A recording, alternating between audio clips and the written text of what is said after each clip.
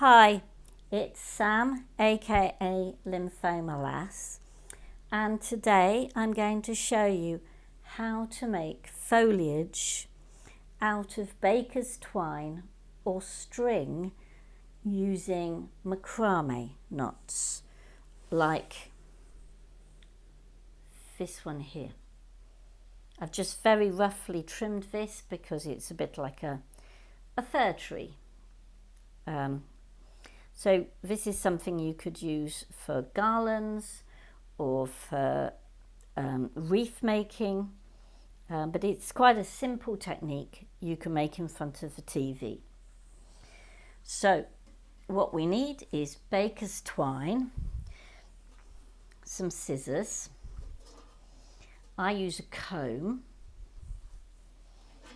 I use some kitchen towel and some PVA glue. This is a clear type, but you could just use white PVA glue. A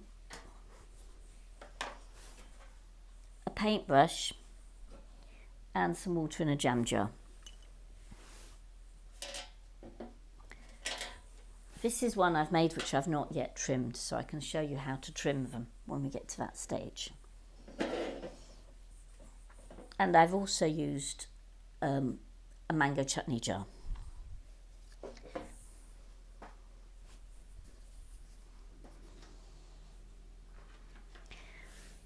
I'm going to just make a small one to show you the technique.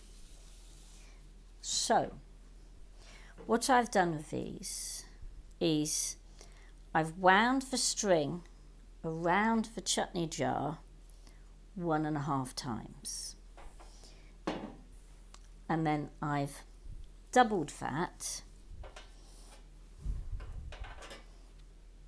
and cut it off to make my string base on which I set the leaves.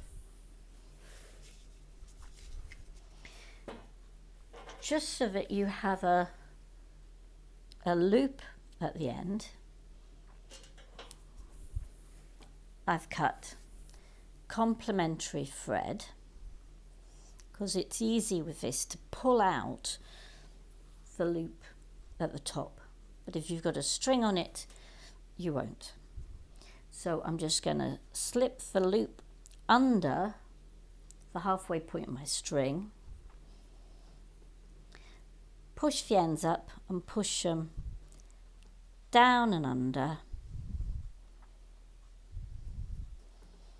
pull it up to make a knot, and then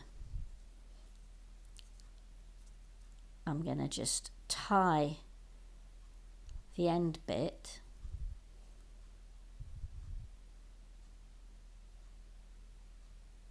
in a little knot. And there I've secured the top. Now, to make the fronds, I need an even number of strings. So for this one, I'm going to make 8 strings, just to make a small one to show you how to do it.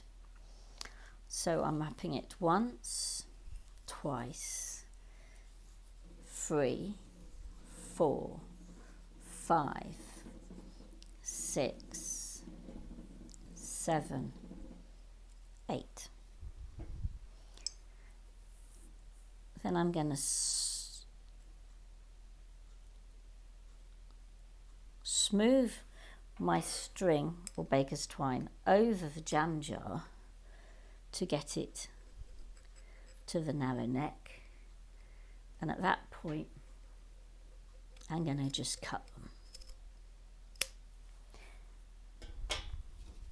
So I'm starting with threads of the same length. You could use anything that's the right size for your marker for the threads to cut them the same size. So then what I'm going to do is I've folded my first thread in half, and I'm going to put that under my main string. The second thread I'm going to fold evenly in half, and I'm going to pull the first string's ends up into the loop and the second string ends down into the first string loop. And then I'm just going to tighten and put it in the right position for me, because I want a bit of a healthy loop. Then I'm going to get my third string in half, and I'm going to put it under the main string again, but with the loop facing the other way round. And similarly, the second string I've halved. I'm going to put the ends under that first string loop, third in this case, and the third string I'm going to pull the ends up through the fourth string. Slide it along and tighten them both. Now, how I'm doing this is so that there's the top of one of the loops alternates on each side. So I've got the first one there and the second one there. And that, for me, produces a nice pattern. What you could do is do all the strings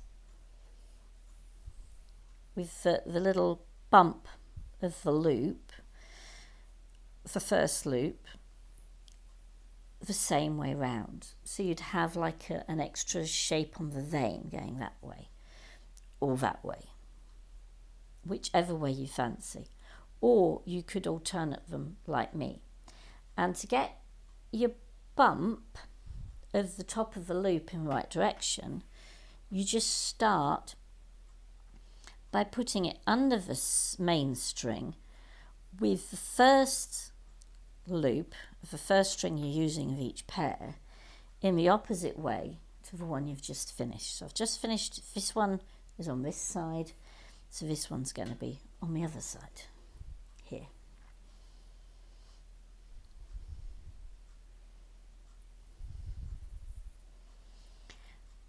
Pull the original first string ends up through the second string loop, and the second string ends under the first string loop,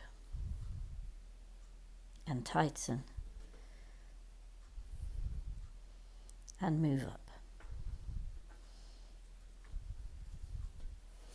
And I'm just going to show you one more.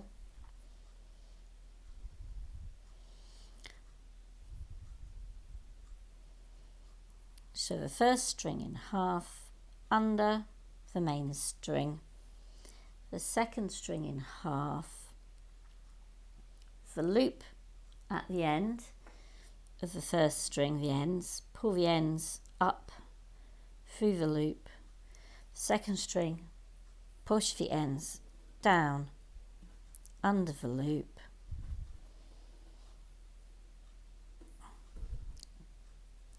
tighten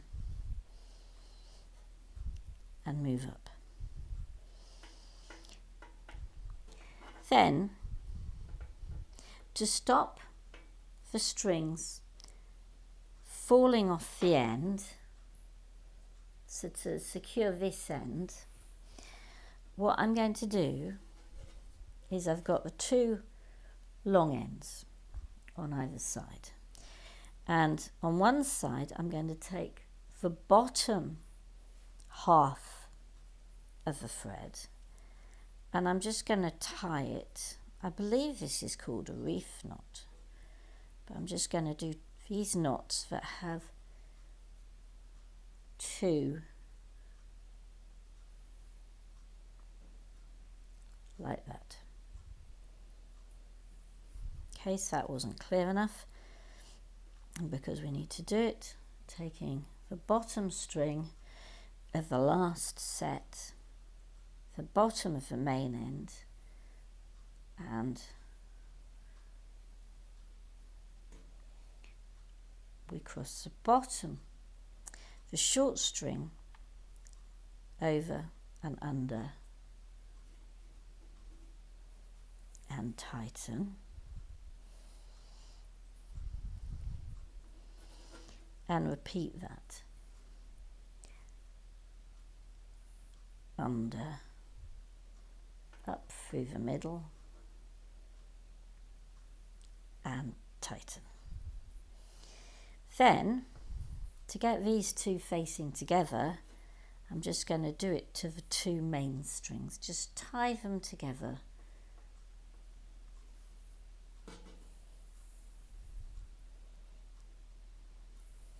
And once more, tie them together. Now I'm just making a very short one to show you the technique. I'm going to tighten all these.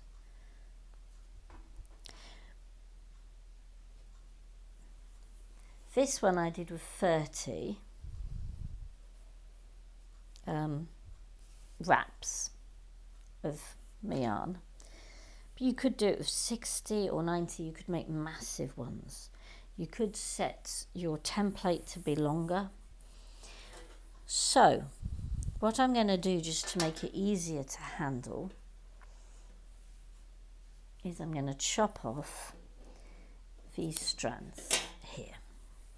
So that's what I've got left with as a small little feather. Then what you do is, the twist in this is shown very nicely by the silver. Maybe see it easier on the green. The twist is shown by the gold going through it. And all I'm going to do is I'm going to twist it the opposite way round. And then I'm going to stick my thumbnails in it and pull it out. Pull out the individual threads as much as you like.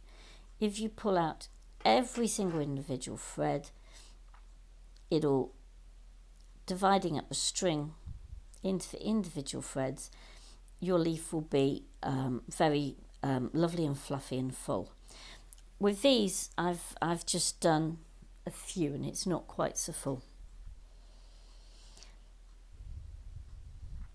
So what you can do then is you work your way down all the way to the bottom, doing this,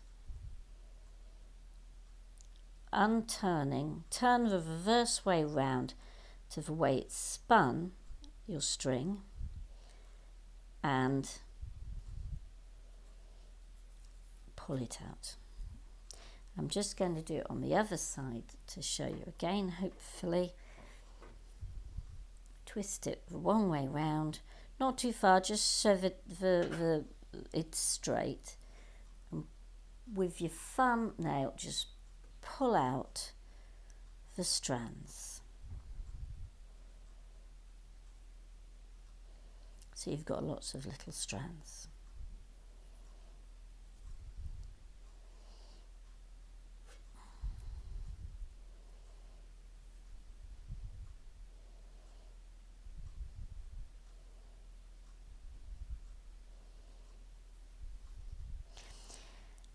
Then you use your comb. And I've just bought a very cheap plastic comb.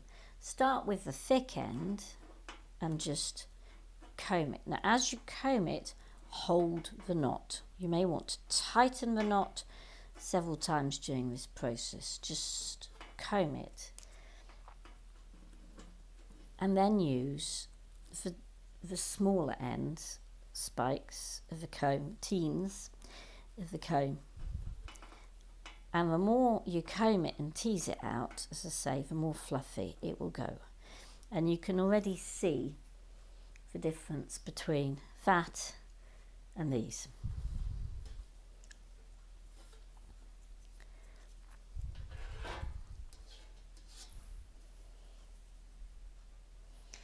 Now comb gently. You can use a pet brush too, a dog brush, clean one obviously, but comb gently because you don't want to lose your strands. So then, I'm not going to comb them out all for you now, but I'm just going to do some to show you the next piece. I've just done these. So then, how do you get the shape, the beautiful shape of the leaf? Well, there's a little known fact that whenever you have yarn, the first time it's made wet and then dried, that sets the shape of the yarn for the future. So what I then do is I dunk my work in the jam jar after I've pulled out all the strands, and then I lay it out on a piece of kitchen towel exactly as I'd like it to be.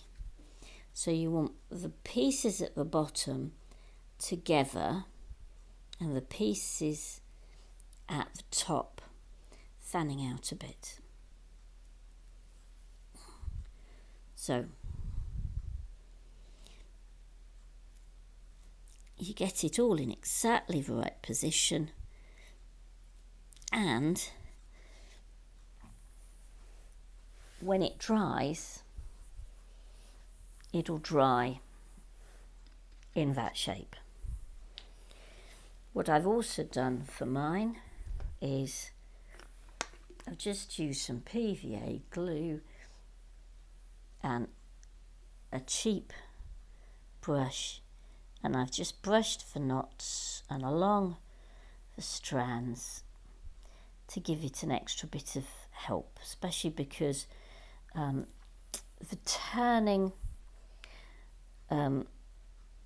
metallic thread turns, spirals, and can go a bit everywhere. Now I'm just going to put my paintbrush in water immediately to save it. Wash your paintbrush quickly after doing this. If you can't, for some reason, put it in water to stop it setting, because even if it's not a very expensive brush, it's nice not to spoil them. Then what I did last night is I just slid my feather or my leaf, quite often people make feathers of these, onto a baking tray, and I left it to dry.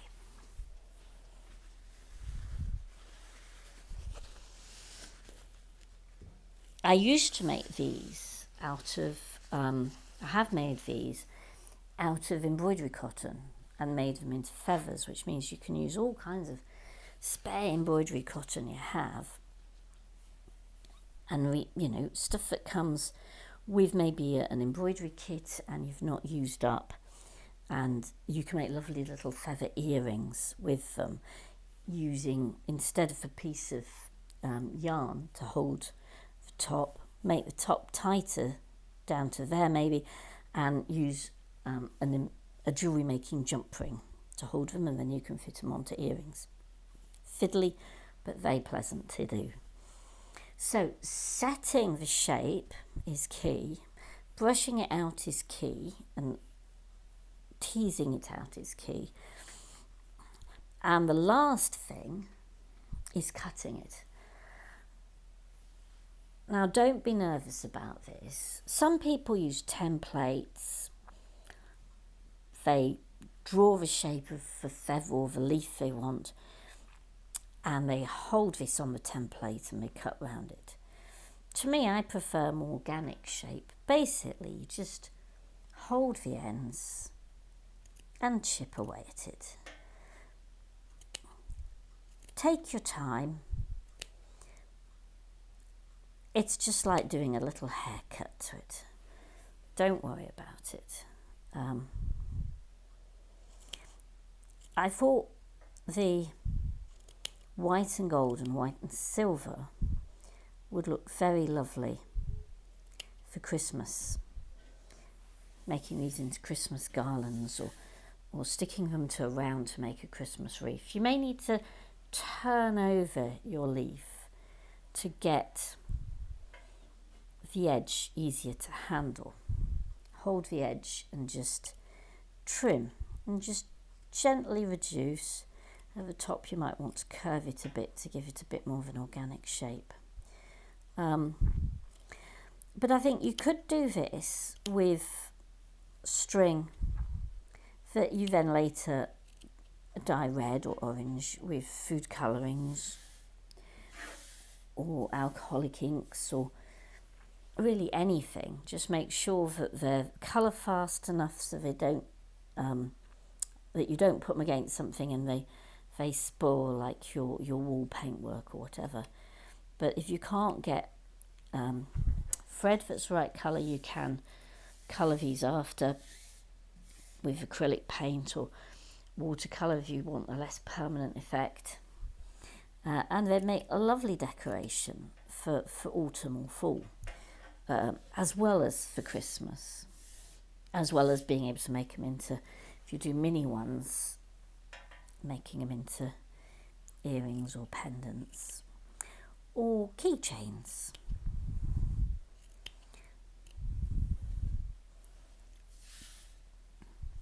So we're beginning to take shape there. So I'd want to do this side a bit more at the top, just to make it bend a bit at the top naturally, and keeping my work area nice and clear.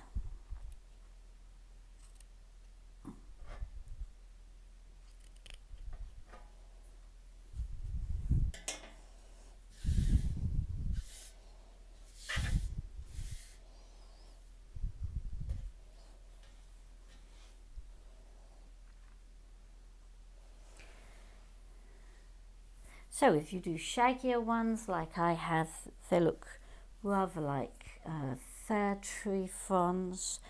The more long and thin you make them, the more they'll be like that. You can experiment with shapes and colours just using the same technique, which is quite relaxing to do in front of a TV. I hope that's a help, and I hope you have a lovely autumn. Thank you and goodbye.